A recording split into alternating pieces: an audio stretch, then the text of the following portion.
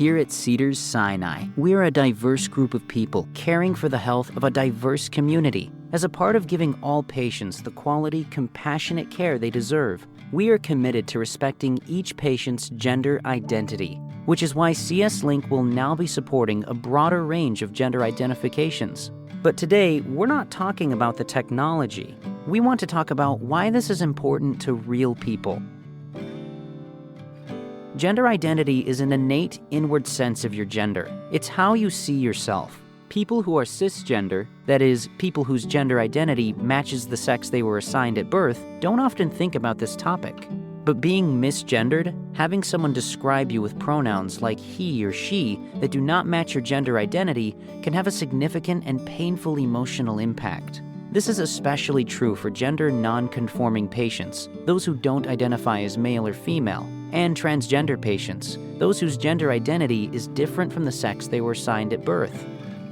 Imagine how you would feel if your healthcare providers repeatedly got your name wrong. Would you trust these people? Would you feel like they had your best interest at heart? Like using the wrong name, using the wrong pronouns can make a person feel insulted, angry, or humiliated.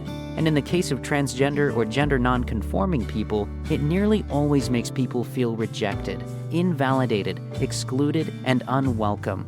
Pronouns are the words we use to refer to someone in place of their name. For many people who are transgender or gender non-conforming, being described with pronouns that affirm their gender identity is integral to gender transition and living as their true selves.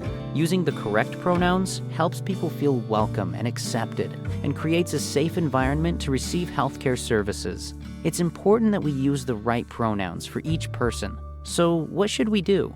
First, never make assumptions. A person's gender identity might not match the sex they were assigned at birth, or the way they express their gender through things such as their clothes, mannerisms, or speech patterns. Their gender identity may not match the gender you perceive for them.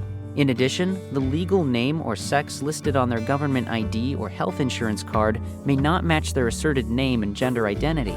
The safest and most welcoming thing to do is to simply ask everyone for their name and the pronouns they use. A good way to start is by introducing yourself and offering your pronouns. In other situations, it may be appropriate to ask directly, "What's your name? What pronouns do you use?" Remember, like asking for a name, asking someone what pronouns they use is a normal and natural thing to do. Once you know the right name and pronouns, use them in conversation with or about that person. As you get used to asking about and using the proper pronouns, you may occasionally make a mistake. Like mispronouncing a name, offer a sincere apology, correct yourself, and move on.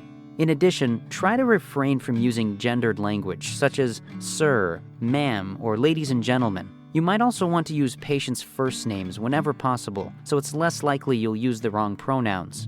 Getting this right will take attention and practice, but it's essential and will make a difference. Using the right pronouns and treating all patients with respect reflects our institution's core values and helps us to deliver the quality, compassionate care that we're known for at Cedars Sinai.